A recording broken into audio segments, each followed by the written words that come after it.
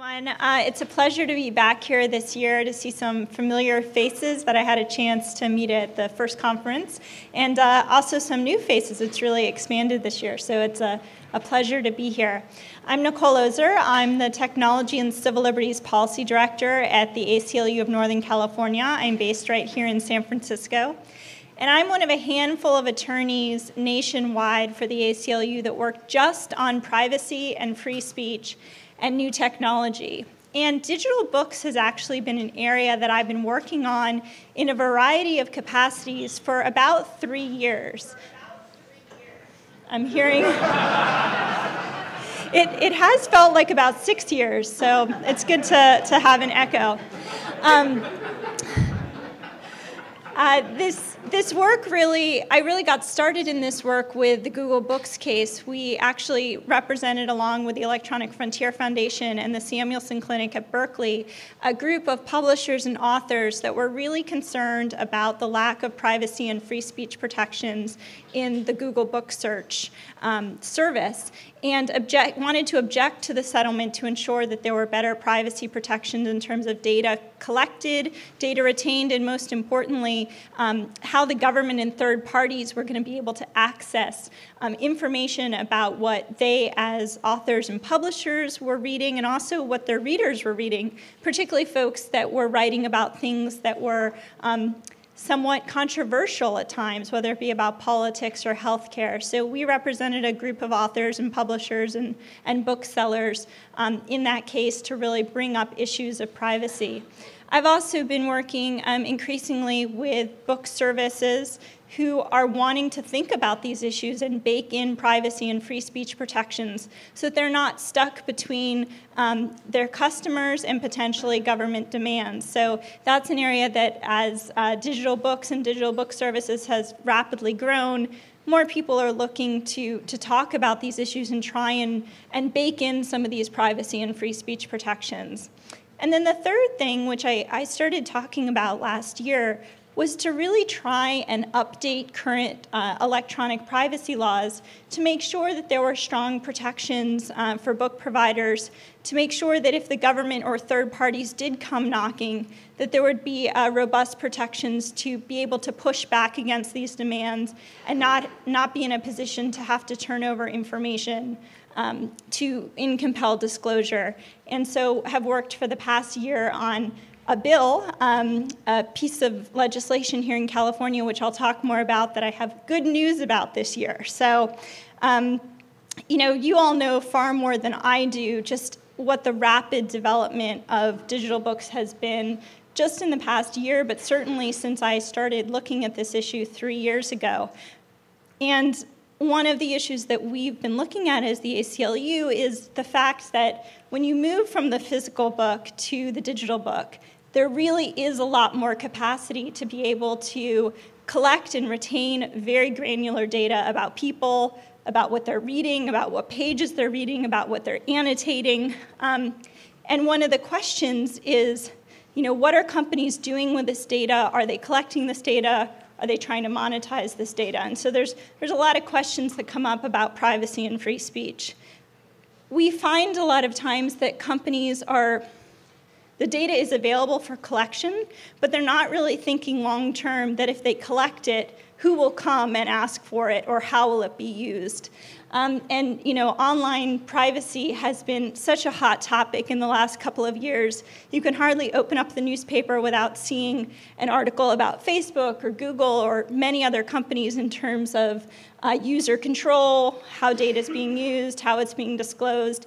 And so we really want to make sure that as this new segment is growing in terms of digital books, that we're really being proactive in talking to book services about these issues and making sure that you guys are in a position that you've thought about these issues and you're not the next story on the front of the New York Times that I have to comment on. So, which I will, or the Wall Street Journal. So that the lack of safeguards for reading privacy and not really thinking long-term about some of the business issues of just because you can collect it doesn't mean you should. Just because you can retain it doesn't mean you shouldn't retain it in an anonymized form or not retain it at all. And thinking really forward about, if you are collecting certain data, what will you do when the government or a third party comes knocking for that data? We're here at the Internet Archive.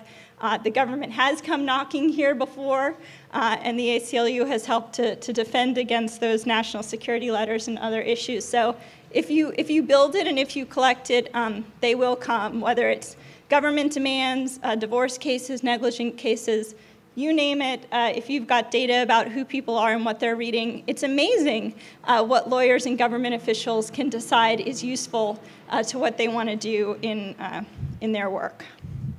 So one of the things I just wanted to touch on, and for some of you who were here last year, it'll be a little bit of a refresh, but for some new folks, why reading privacy has been safeguarded so long throughout history. And really, as you all know as much as I do, what you read can really say a lot about who you are and your beliefs and your concerns. And it has therefore always been, reading records have always been a target for government surveillance. I was talking to some folks on Wednesday night at the party who sort of asked me, well, have reading records really been a target in the past?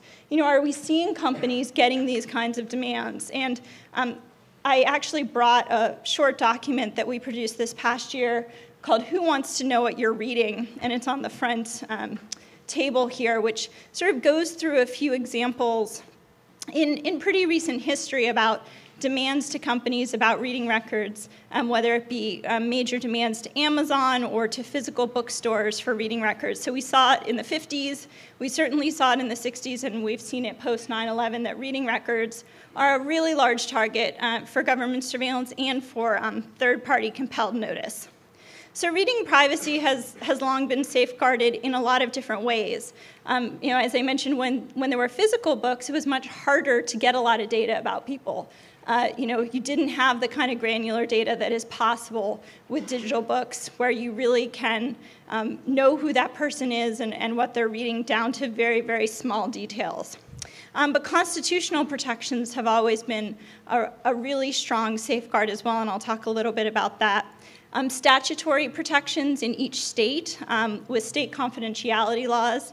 And then, of course, we've often been in the situation of dealing with libraries where the ethics of librarians and the sort of proactive stance of librarians to be very strong on privacy and to really think very much down the line about what data is being collected and in what ways and how it's being protected. So the librarians have been a real help in this area.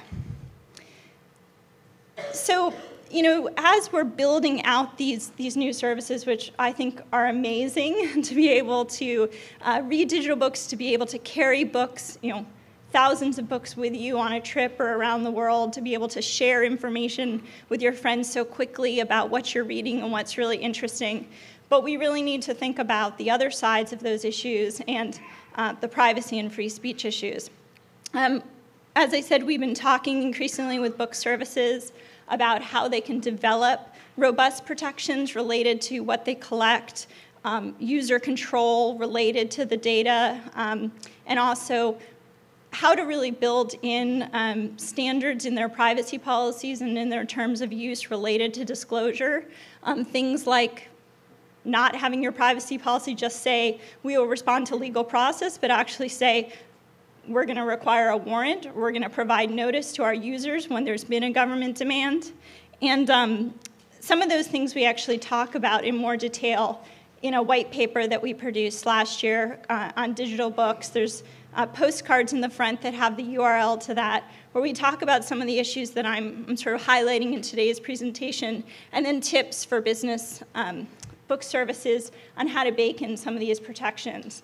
And more generally, we also produced a primer with venture capitalists and business incubators last year that goes through case studies about what other companies have encountered related to data collection, retention, use, and disclosure, and has tips. So if you are building something or you're in the process of thinking about new business models or you're working with companies that are, these are hopefully useful resources to be thinking proactively about that. And obviously, we're happy to have further conversations but these are sort of nice shortcuts of what's in my brain out to you all about these issues, and both of those are available online. It actually was available in an app, but so much has changed in the last couple months that we actually recently pulled it down to update it. So if you see on the postcard, it says download the app here, and you go to it, please don't think that my app is broken. Just know that so much has changed that we're actually updating that right now. But the URL where we have, it's fully searchable,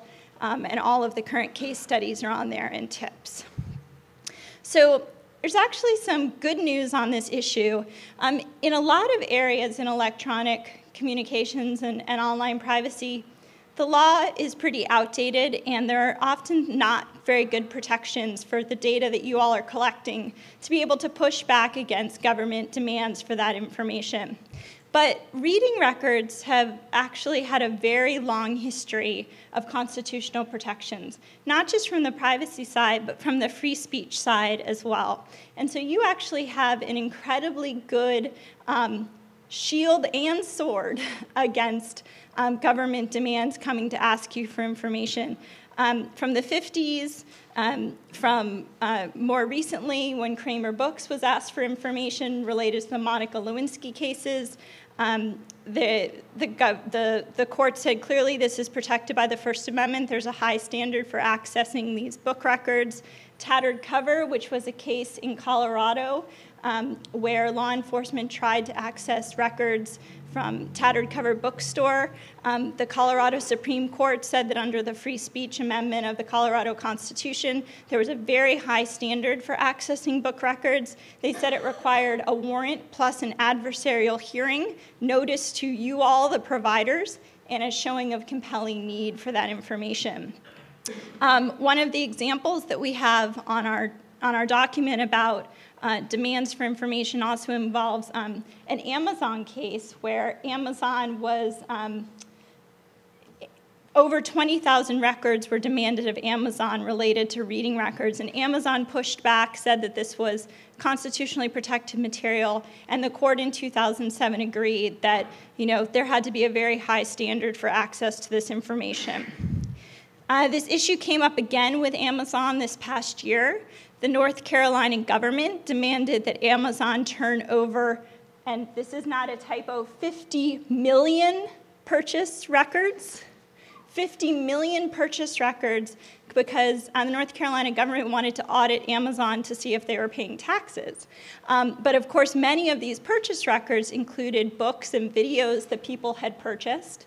The ACLU intervened in that case, saying, this is constitutionally protected material. You should not be demanding the identity and purchases of, millions of North Carolina residents. And we got a very good decision in that case out of the Western District of Washington just this past year, clearly re-articulating the very strong constitutional protections for not just books, but also audiovisual materials. And that demand was quashed. Yay! So there's also been some movement on the legislative level. Many states, almost every state in the 50 states have library confidentiality laws here in the United States.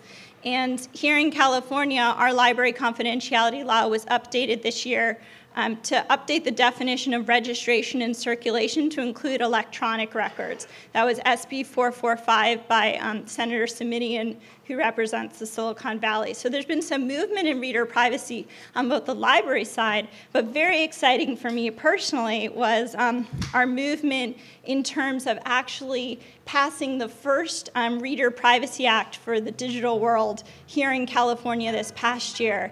I started developing this law in 2008 with the help of the Samuelson Clinic and several other people. This bill was co-sponsored by the ACLU and EFF and supported by a broad range of organizations, including companies like Google, trade organizations, the Internet Archive, academics. And it's a really exciting law that was actually signed by Governor Brown just earlier this month. And it does some really important things, particularly for some of the folks in this room who are actually book service providers and are collecting information about who people are and what they're reading. It deals entirely with compelled disclosure. So it deals entirely with codifying the kinds of constitutional protections that I just discussed, but making it clear to law enforcement what these laws really are so that when they come to you or when a third party comes to you and says, I want your data, you can point to SB 602 and say, this is the law, come back after you've done these things. It has really strong government standards, it has really strong civil standards, and it has transparency to make it clear how often the government or third parties are coming to you and putting you in this position. If a government entity here in California comes to a book service provider, and that's anyone who's selling books, renting books, sharing books. It's a pretty broad definition, and the bill, I've printed out the bill for folks. There's a few copies down below, or you can also look at our website for it. But if state government entities come to you and asked you to turn over information about your readers, which is also information is defined quite broadly related to, identity information, what people have been reading, what people have been browsing. They need to, before getting that information from you, go to a court, get a court order, and show that court before they get the court order that they have a compelling interest, that getting the data from you is the least intrusive means to accomplish their goal. They have to give prior notice to you as the provider and give you the opportunity to appear and contest this demand on behalf of your users. And they need to give notice to the reader contemporaneous with actually getting the data from you so that they know that this has happened. There are, of course, exigent circumstances exceptions. So if there's, if the government has a reasonable belief that somebody's going to have imminent physical harm and you believe this to be true, you can turn over the information, and also with the consent of the actual user. There is a civil penalty for knowingly disclosing a user's personal information without requiring these things, but it is knowingly, and it's a pretty low standard. And I know you all like this bill and are happy that there's now an even stronger sword to make sure you can safeguard your users' privacy. So it has been something that's been supported by a lot of people in the book service area. If it's a non-government entity, for example, in a negligence case or a divorce case, anyone that's not the government, they still have to go to court, get a court order, show compelling interest, least intrusive means, and they need to give prior notice both to you and to the reader to give them the opportunity to quash the demand. It also includes some provisions for transparency so that it's clear how often you're being put in this situation. If you are in a position where you've been forced to disclose information about 30 or more people, then this reporting requirement comes in. If you don't disclose, if you're not in a position where you've had to disclose information on 30 or more people, none of this reporting has to be done. So that's some of what we've been able to do this year in terms of working on these issues to really sort of talk about how we can bake in some of these privacy and free speech protections. We've had some real success in moving the ball forward legislatively. Here in this state, of course, this is a state law. We still don't have a Reader Privacy Act federally, even though we have a bill, we have a law that protects video cassette rentals and other audiovisual materials. And as this area really builds, as this business really builds, it may be something that really should be considered both federally, and also folks who are operating in other states may want to consider this bill as a model to move in other places. But that's some of the work that we've been doing this past year. I'm very excited that we got this bill signed into law. And that it had such strong bipartisan support, and that really was recognition by the lawmakers that this is a really growing area of commerce, and they wanted to make sure that there were protections so that readers could feel comfortable using digital books without worrying how that data may flow out without without their control. So I'd be happy to take some questions if we have a few minutes, or I'll take them at the end. Yes? Can you speak about the difference between U.S. law about what data companies are allowed to collect and, for example, EU law or other countries that are more aggressive about actually protecting reader privacy? Yeah, well, I work mostly in the United States, so I'm not an EU expert on these issues. But, in the United States, there are very few limitations on what companies can actually collect about users, which ends up creating a lot of problems for companies down the line because they're so free to collect it that they don't often think about, but what are the ramifications down the line?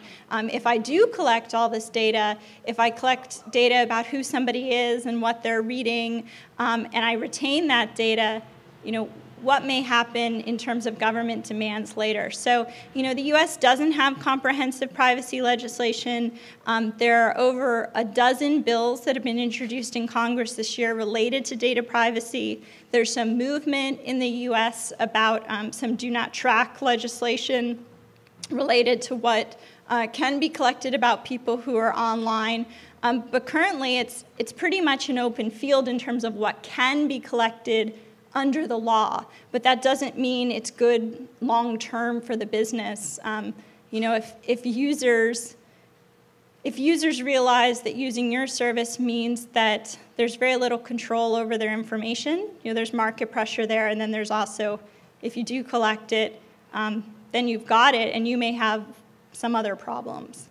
In the EU, it obviously depends on what countries you are operating in, but the EU data privacy commissioners have been very, very aggressive on these issues in recent years. I was at a German-American conference last week in Washington, D.C., and a member of the German parliament was saying that, they're very concerned about the current state of things, and unless there's some movement quite rapidly in the next couple of years, they're going to be considering greater regulation in this area. So, especially in this more nascent business models, baking in those protections and being proactive about it is certainly, from what I've seen in the last couple of years, going to put you all in much better stead than ending up with FTC investigations and class action lawsuits down the line.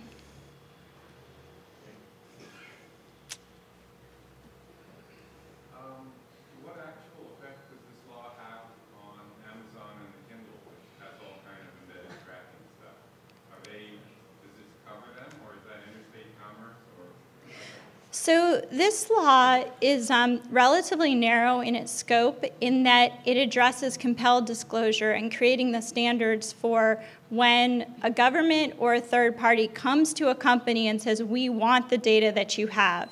It doesn't address the commercial issues of what data can a company collect, what can they use it for, what can they, who can they share it with.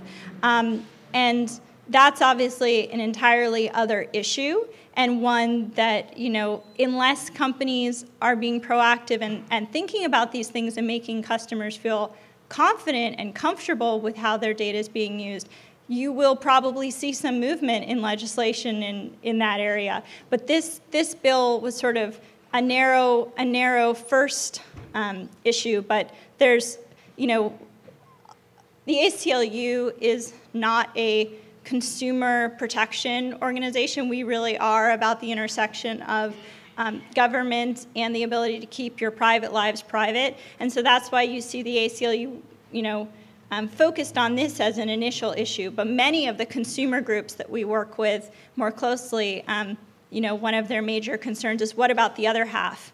And you will probably see the other half come down the pike if companies don't think about these issues themselves.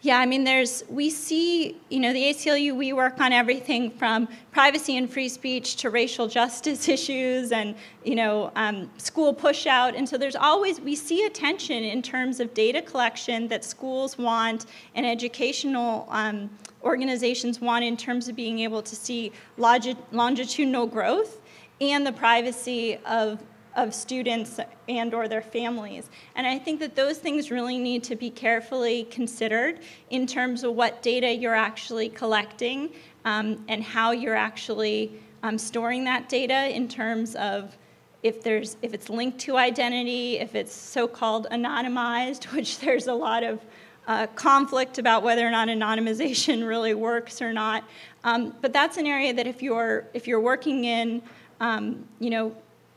definitely thinking about some of the educational codes, both federal and state, about some of these issues, but really also thinking about what data you really need and how you can accomplish the goals without just collecting everything, because there can be real harms down the line that maybe aren't anticipated. And we see a lot of educational institutions not necessarily thinking proactively about the privacy issue.